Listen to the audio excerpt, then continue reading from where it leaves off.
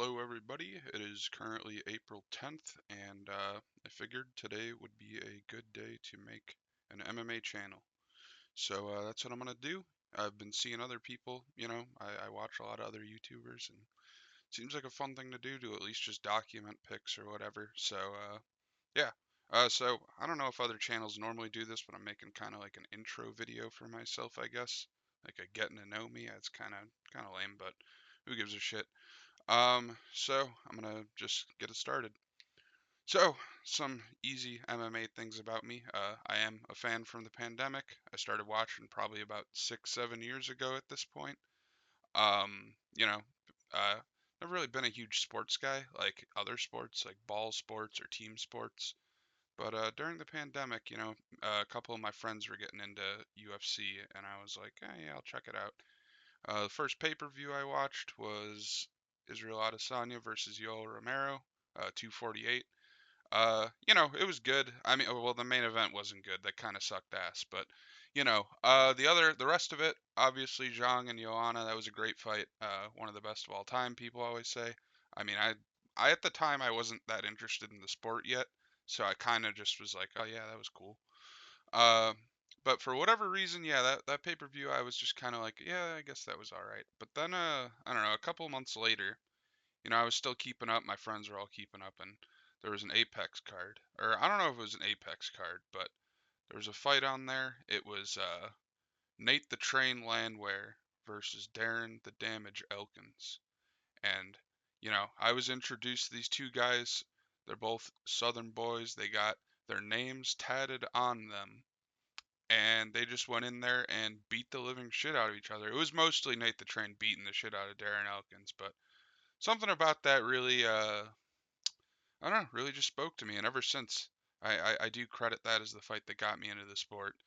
Um, and yeah, I've been pretty much watching every card since, predicting on it, betting at some points. Uh, yeah, I mean, UFC was always kind of around while I was growing up. Like, when I was a kid, I watched a lot of Spike TV when I was like 12 or so, and like UFC was all over there. For whatever reason, I just did not care. Like I wanted to watch like some Mansers or some Thousand Ways to Die or some shit.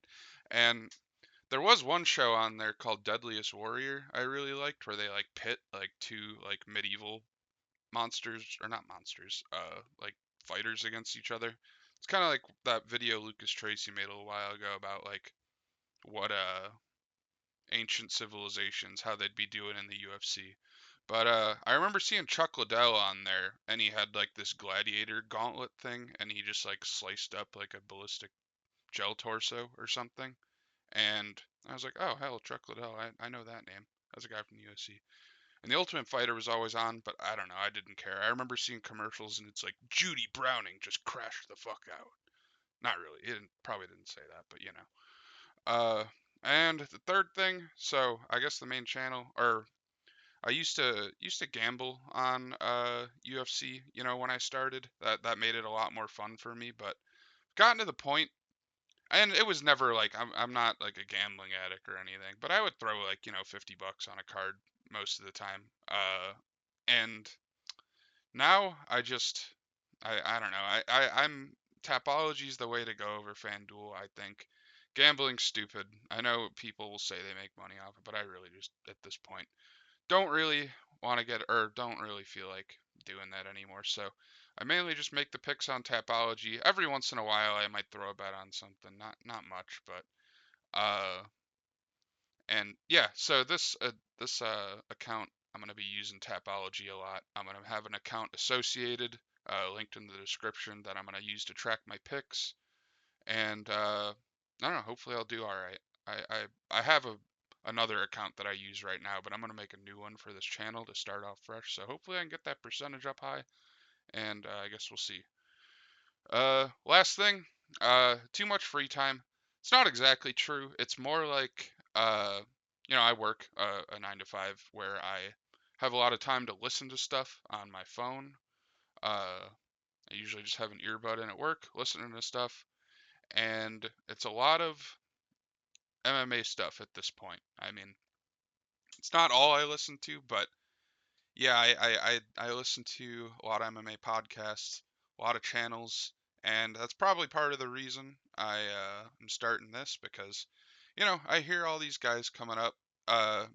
The type of space that I think I'm gonna try to hold up is like the prediction slash. I don't know if I'll be making daily videos ever, but if maybe if there's something going on, I'll make a video about it. You'll get the vibe. You know the guys I'm talking about, I'm sure, or you might. But yeah. So the next, I am just gonna talk about some of the channels that I guess influenced me, or I kind of I watch just to you know do some glazing on some of these people because I do appreciate a lot of these guys. They're probably the reason I'm doing this, and I mean I'm sure they've helped my love of MMA grow. So I put them into three different categories because I think maybe you could make more categories. So this is how I see it. Uh, the first one first one I want to shout out is definitely Beige Frequency. He's not a full-on MMA channel, but he makes a lot of MMA videos, and he was like the first one I saw where I was like, oh wow, this is good stuff right here for like a YouTube channel making stuff about MMA. He covered the Brendan Schaub takedown. I think he's pretty famous for being like the first guy to like maybe not the first guy to go at Schaub, but one of them. And everybody's doing that shit. It's not even that it's still pretty funny. But yeah, his videos on Schaub and then the Ariel Helwani beef with Schaub, those are great videos. As well as his John Jones series. He had a video on Mike Perry that was really interesting. Uh, MMA on point, I definitely watched a lot of them to start with too. I mean, those top 10 lists were just I was just running through them, learning about shit that I probably had no fucking idea what it was. I'm like, okay, I'm listening to top 10. They're I don't know, talking about fucking Gerard Gordeau, gouging some guy's eyes out in Valley Tudo or whatever. And, it's good stuff. I do like it a lot. And the more I know about MMA now, watching their videos, it kind of has like, I get more out of them, I guess. And, then I would say like chronologically, yeah, Guru is probably next. MMA Guru, of course, one of the biggest, uh, and yeah, I would say the first of the type of channel I'm probably trying to be like is like the prediction bros, I'm calling them. Yeah, they make predictions, they talk about stuff, and just generally, uh, you know, just hang around on YouTube. They don't feel like a big deal like podcasts or like I don't know these documentary people do. Some of these guys don't feel like that big of a deal either. But yeah, Guru, I started watching him. At first, I didn't really like him that much. Like, or it's not that I didn't like him. He would say something, and that I was a little too woke for sometimes. But over time, I kind of realize it's just, he might even have the opinion, but that doesn't really make him like a terrible person or anything. I don't know. Like, it is what it is. If he has stuff that uh, he has opinions on, that's whatever. Uh, and then I guess at the same time, MMA Hour has always been around. I did start out watching them a lot. Again, that a huge beef between these two. Maybe I mean, is it one-sided? Not really anymore. But yeah, MMA Hour. I started out really liking Ariel's show. I mean, it was like appointment viewing every time I'd watch the whole show 3 days a week. I feel like more lately now with the more him doing more boxing stuff and more MVP stuff. I don't know. I kind of I turn it off. If Eddie Hearn's coming on the show, man, I'm turning that shit off. I just don't care about him or boxing or Nikisa or the MVP guys or any of that shit. I still like his fighter interviews. You know, Ariel's he's all right, I guess. I do like the Boys in the Back. That's a good show. I'll usually watch every Thursday. Uh, they're cool and funny and just fucking chill out. Shouts out to the Boys in the Back. Um, and then yeah, after that, I guess it kind of just goes crazy. Bedtime. He's great. Love him. Luke's Tracy. Uh, these are the big three. I gotta say, that's definitely the big three. And then pretty lately, I don't know, probably within the last like few months, I've maybe started consuming so much content that like it started recommending me other guys, or maybe these guys are blowing up more. But I got to Che. I've been watching him. I watched some of his film breakdowns the other day. That was funny as hell and also somewhat informative. And then these two Japanese name guys, Aniki and Ronan, they're cool. I don't think they're not the same, but they both have Japanese names, so I don't know why. But I think this guy actually lives in Japan, which is cool. Uh, I'm I'm kind of a weeb, so you know I appreciate that. And this guy, I don't know, he might live in Japan too, but they both make funny videos. And this guy's video, I think it was Ronan, the one on Deontay Wilder. I know I just said I didn't give a shit about boxing, but man, that Deontay Wilder video is hilarious. And then these three guys lately I've seen, Money Manziel, he's been just pumping daily content out. It's entertaining. Same thing with Tony has died and Vampiric Legs. I don't know, Vampiric Legs. I for some reason drawing a blank, but I definitely like his videos on anything specific. But on these last two guys, but they're both good. No shade, no shame. And other podcasts, yeah, I watched Jack Slack from pretty early on. I remember going on like Reddit or something, or no, I think it was Beige Frequency. He was like he had like a line where he was like real breakdown channels like Jack Slack, and I was like, oh wow, that guy must be legit. So checked him out. I watch his stuff, and I do have his Patreon, which is kind of fucking lame, but you know, I am a Patreon boy. Luke Thomas, he's really woke. If I want to watch some woke MMA content, Dan and Veronica Hardy's breakdowns, they don't do them that often, which is kind of a shame. But I do really like when they do. I don't know. Veronica Hardy's actually she's cool. I like that. You know, they both just hang out and break down the fights. They seem like cool people. And then of course the goat Anthony Smith. Love his podcast. It's R.I.P. to On Paper. I don't. Maybe it is still around. I don't know, but R.I.P. to the podcast if it's gone. I mean, I know people hate on him, but I do. He definitely says some dumb shit sometimes, but I don't know. He's all right. He's got a nice voice too. I always thought. I don't know if anybody else thinks that. That might be kind of weird. Other than that, Napoleon Bonaparte, incredible documentaries, all the Pride stuff he's done, the lineal heavyweight champion video, all the fake martial arts stuff is super interesting. And I mean, his comedy might not be for everyone, but he gets a laugh out of me every once in a while. And his videos are like so like over edited that like they're like cool. They have like a retro feel to them. And he's definitely introduced me into a lot of like obscure MMA stuff I wouldn't know about, like the Alistair Overeem Home Depot uh moment where Alistair Overeem's like fucking around in a Home Depot. And also the Bob Sapp Sap Time Japanese song. If you never heard that, you got to check that shit out. It's hilarious. Mixed Martial Academic. He just makes kind of just like career documentaries. They're very good though. Cooking with Volk. I do like cooking a lot. So it's fun to watch him just at this point ride around on his farm or whatever the fuck and shoot shit and eat it. That's good. I've been watching Prop Quiz too, which is decent. It's just a kind of like Jeopardy for MMA. I think I do pretty good on it. I might not though. I'm not like it seems like there's a lot of like unks on that show that like, you know. But I almost feel like I could pull out like a oh yeah, Wanderlei Silva or something. I don't know. Maybe I'd know a question about Wanderlei Silva. Who knows, man. But yeah, I think I'd do all right on it, but I doubt I'll get there. I mean, who the fuck's even gonna watch this? All right, and next well, just the main goals of the channel. So this is gonna go back to the Tapology thing.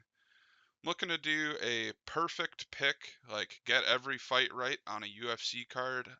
Like I said, I've been watching MMA or yeah for about 6 7 years, and I've been tracking the picks on Tapology for I think like most of it. I could look at what my first card was, but here, yeah, let me do that real quick. Let's see. First card on Tapology was all the way back was Teixeira versus Blachowicz, 267, which was in 2021. Okay, so yeah, about 5 years. never got a perfect card. I feel like I've never even gotten close, to be honest. Like I have one, I think, where I was 10 out of 11. It was some bullshit Apex card. It was like Marina Rodriguez versus fucking uh Amanda Lemos. I think I did numbers on that one, but uh yeah, I've gotten, I guess, kind of close a couple times. I've been ranked pretty highly on Tapology. I've been like top 40 on a UFC card. I think it was uh either, I think it might have been Tyra versus Perez or another bullshit Apex one. But either way, yeah, never done a full one. The only thing I'm gonna say is with that White House card only being 6 fights, I mean that could be doable, but I bet I'm, knowing me, I'm definitely still not gonna go 6 for 6 on that. Second goal, I want to think I'll make another video trying to predict who's going to be the champ at the end of the year for each division. Because I just feel like that's like a free vid, you know? And hopefully get more than half of those right. I mean, it is kind of hard to predict futures. I usually, when I did bet, I would usually do futures every year, and I don't know if I've ever gotten any good ones. I think I got, I don't know, maybe, I think I had Drekus, and that was a good decent one. But other than that, yeah. And fourth, which is, part of the channel, I'm just kind of looking to learn how to do YouTube stuff, figure stuff out and just throw shit out there. Figure you might as well at this day and age in 2026, It's just having a, I mean, this ain't gonna be like work to me. I'm just gonna fucking do it if I feel like it. But I do plan on just trying to upload every week for the cards though, for sure. For reactions and then, or no, for predictions and then maybe reactions at least. But I guess we'll see. And of course, my main goal is to blow up and act like I don't know nobody. Arr, arr, arr, arr, arr. Yeah, that's still funny, right? I want to talk about some other promotions or sports, combat sports I watch, and just say a little bit about them. First, it's going to start with level one. Now, one was, I started watching right when they did the Amazon deal. The first fight card, the main card was Demetrius Johnson versus Moraes 2. Um, and that, I mean, that card kind of blew my mind. Honestly, after watching that event and seeing, the DJ knockout, that was awesome. Friggin' Buchecha, who's now the GOAT of the UFC, he was in there. Uh, Friggin' all the Thai guys, I mean, that was like another world when I saw that. When I saw Pan Payak or Super Lek or Rod Tang, and after those first few one events with the 4 ounce Muay Thai and the crazy, pretty good MMA fights, I was like, one might be better than the UFC, dude. I might not even, I'm serious. But, and there have been really good fights in one. I mean, I still will catch it every once in a while, but, it has fallen off. I feel like in recent times. There were great fights like in Muay Thai, Haggerty versus Lobo was like awesome. I mean that was like my fight of the year for the year it took place, and it wasn't even an MMA fight, so that was crazy. Uh, I love all the Thai. I don't know, it's insensitive, but all the funny like nicknames and names they have. Like there's a guy named Pet Garfield, like he's a Muay Thai fighter, like like named after the cat Garfield, I'm assuming. Butcher Ketchup. I don't think that's Thai, but that's a really funny name. You know how it is. Super Ball, Super Bond, Super Lek. Dong Poon, of course. Yeah, but I like one a lot. I mean, I know it's a money sink and the Yakuza or something. I mean, I don't know if that's, nah, it sounds, or Shadow Money, whatever's going on with it. But I don't know. I hope something crazy happens and they keep making fights because I do like them. Or if they can like pay their good fighters to fight. Like whatever happened to Chinggis Alizov, that is unfortunate. He's kind of just not fighting in one. Yeah. Next PFL Bellator. It's the second promotion. I do watch them if there's any fighters I care about. I've been to a couple. I went to a couple events while it was still Bellator. I think I went to two or three of them. Uh, while they were in Chicago. I do live in the Chicagoland area, and yeah, those are cool. I do enjoy, I always liked the thought of like, oh, these guys outside the UFC, they might be just as good. And it's hard not to think it sometimes. I know we've seen the fucking Patchy Mix experiment fucking go tits up and all that stuff. But it's still fun to think like, oh man, Paul Hughes, like look at him, or Usman Nurmagomedov, look at him. Like what's gonna happen when he goes to the UFC? And I'm sure it will happen. I think, but I guess we'll have to wait and see. Ryzen, I'll watch when there's like a big, huge one. I mean, I do love the promotion. I mean, like I said, we the Pride seemed awesome, and Ryzen's kind of like Pride. They do crazy. They play that song for like 20 minutes while the fighters walk out every card. That's great. Love that. Guys have crazy walkouts. They're usually uh, pretty good fights, I would say, from what I've watched. And yeah, only thing is obviously the time zone.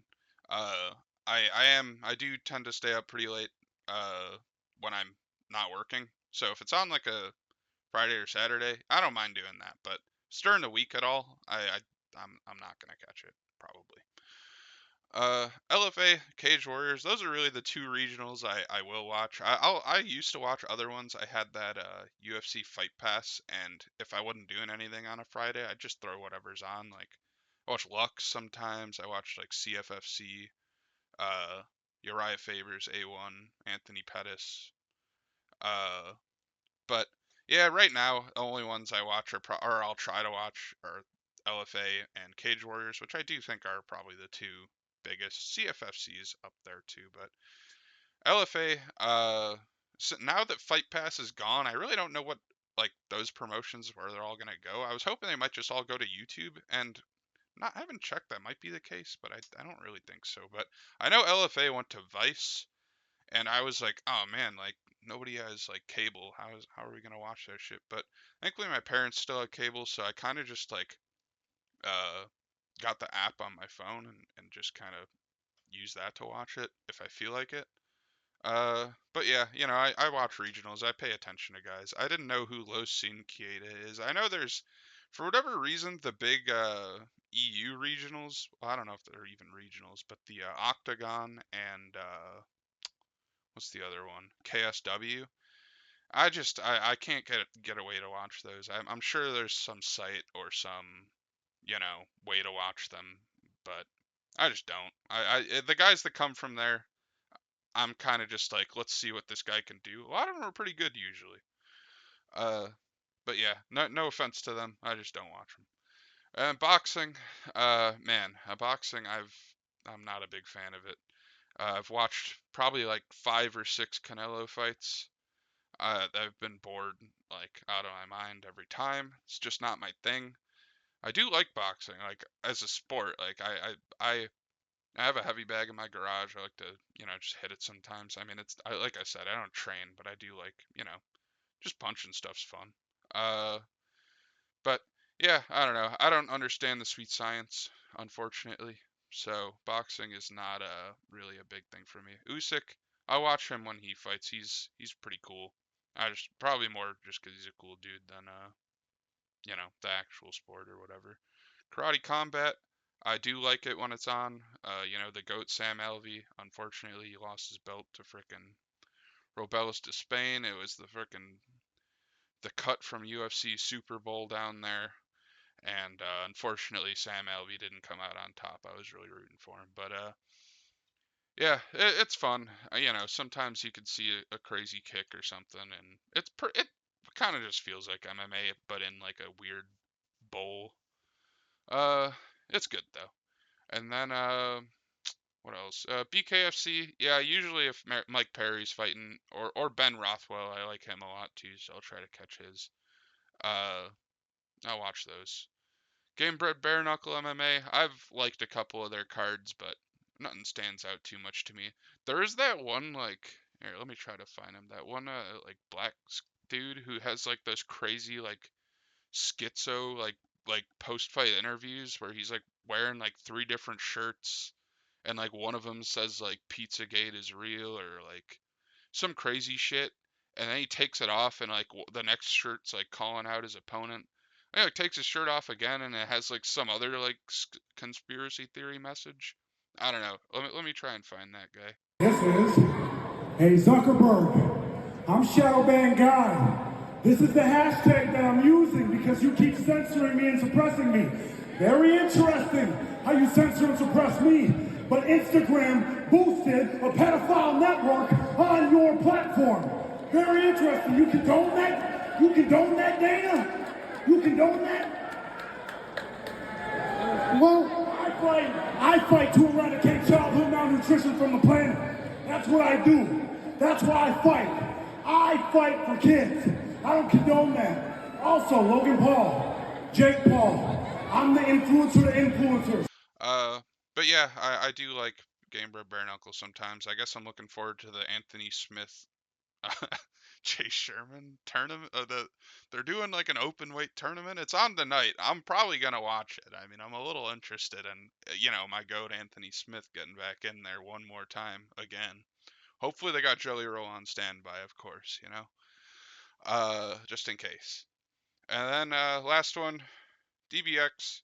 Yeah, I've liked their cards so far. I mean, they've all been pretty I mean the format of it, it's pretty much like just trying to get two dudes in there to beat the shit out of each other, which I appreciate.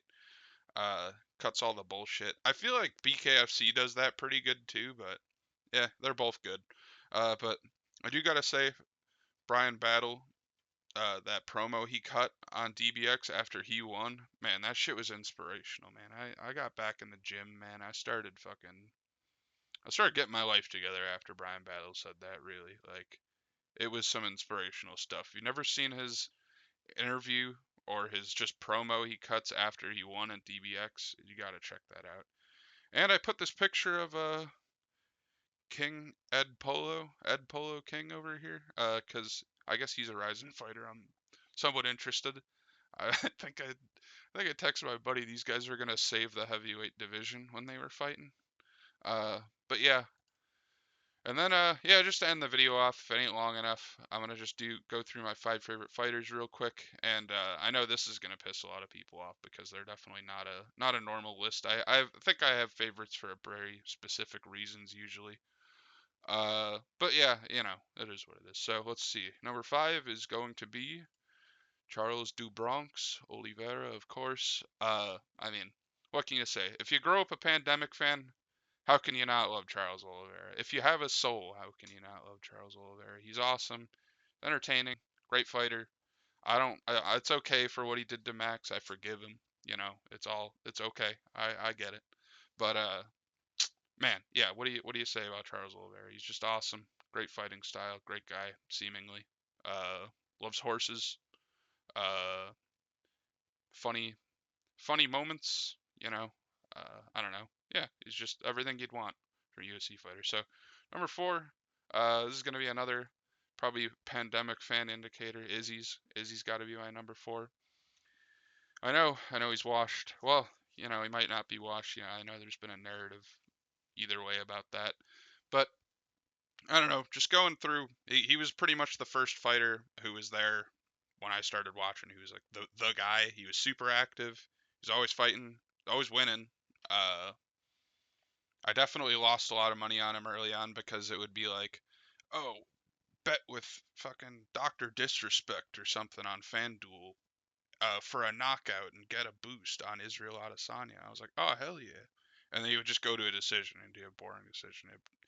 It'd be annoying. And yeah, some of his fights were boring for sure, but I just think sometimes just a single moment makes me put you high up. And I mean, the Pereira rivalry, like everybody loves Alex now, right? And everybody respects Izzy, or not everybody respects Izzy, but I feel like he has most people's respect. And just what that rivalry did, I feel like for the UFC at the time it was just so interesting, and how it like actually like worked out. Like Alex is like that good. It's just like such a crazy fucking like story, and how Izzy got the knockout back in their second MMA fight. Like that is just, I mean, that was like to me, what I always say, Like that was the end of the movie for Israel Adesanya. The credits roll after he knocked out Alex. You know that would be it. Like it would have been a great career, but it's still going, and that's fine. I totally understand. If you're a fighter, I mean, you want to fight. Like that's how it goes. And I think he can still, I've been saying after the Piper loss, they got to let him fight like Dustin Stoltzfus or some shit. But I guess we'll see what happens. All right, yeah, this one's gonna fucking again. All right, Bilal Muhammad is my third favorite fighter. Uh, yeah, I mean I don't know why I started when I started watching. Probably because I mean him. Like I said, I'm from the Chicagoland area, so I saw he was from Chicago. That probably initially was like, oh, I'm gonna take this guy. I think he was an underdog. Yeah, he's probably an underdog against Wonder Boy.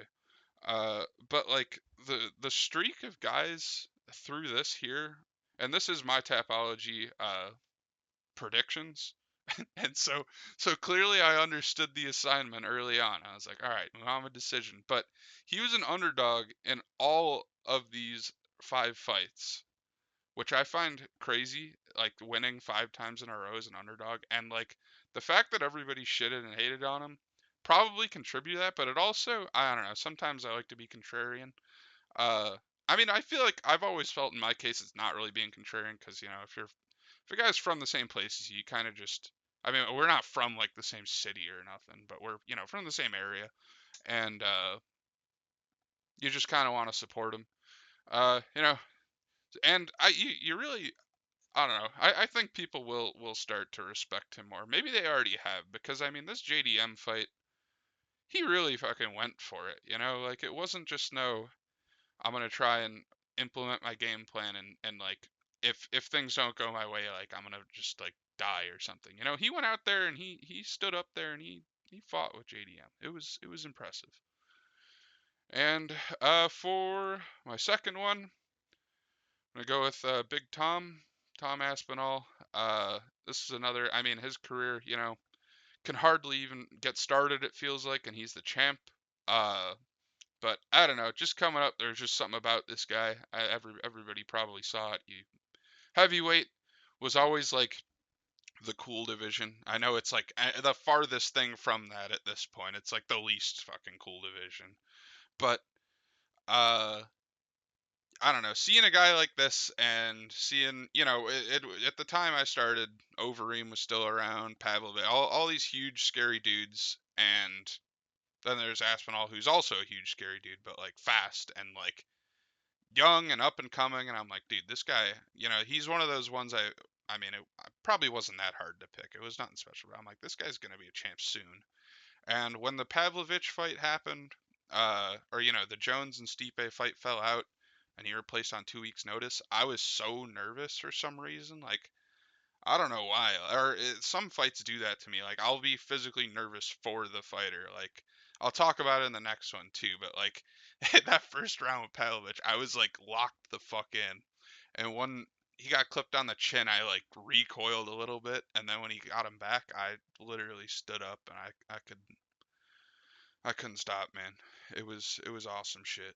Uh, and since that, it's been complete horse shit. Uh, I never noticed. Oh wow, Donald Trump's done there. Wow, look at that. But yeah, ever since that, it's been complete horse shit, terrible stuff. I've described his career as like that one GIF of like a car or like a truck about to crash into something, but like it keeps changing camera angles and the car keeps like not actually hitting anything. Like it's just felt like waiting for something to happen for like years now. Like this guy should be well. It's like I want to say should be like the greatest heavyweight of all time, but like we don't even know. We don't even because there's no like if he's gonna lose to someone, like let's just fucking get it over with already. I know he lost to Blades, but I don't really count that. But if someone's gonna be better than him, and the heavyweight division's gonna be completely fucking over, let's just fucking get it over with. But like we haven't been able to. It's been really annoying. But yeah, he's still my second favorite. I don't care. And then my last one. I mean, this one. I shouldn't get much heat for this, but of course it's Volk. Uh, yes, Alexander the Great Volkanovski is my favorite fighter, easily. I mean, this guy, man, he's awesome. Pretty much everything I said about Charles Oliveira, just a cool guy, great. I mean, his fighting style, some people might think it might be a little boring sometimes, but if you like technical stuff, which, you know, I do, uh, despite what I said about boxing, I mean, I like MMA boxing and foot battle or whatever those guys who actually know shit say. Uh, but yeah, I mean, yeah, speaking of like a physical reaction, when he was fighting Islam, man, the first time, I was shaking. I was actually just like shaking while watching that fight because I was like, this shit might actually happen right now. Like, Volk might be that good because I mean, man, imagine if he would have won that fight. Like, cause then you're not just becoming a double champ, you're beating Islam and becoming double champ. That's like crazy. But obviously he didn't do it. I mean, he's had great fights throughout his career. He got his belt back. He had that down period where, you know, he was down on himself. He was getting chinned all the time. He came back. You know, he said adversity's a privilege. I felt that shit. Uh, just love following everything he does. Pretty much. I've had 2 Volkanovski shirts, and I've even, you know, I honestly on Volkanovski fight days, I become Australian. You know, I wear the Australian headband. I mean, this probably piss off any actual Australians, but I'm from America, so what are you gonna do? I drink a Foster's, you know, those big stupid like oil cans of beer. Uh, and you know, yeah. But yeah, that's pretty much it for this video. I assume I've yapped long enough. Uh, all right, well, I guess that's what you can look forward to on this channel.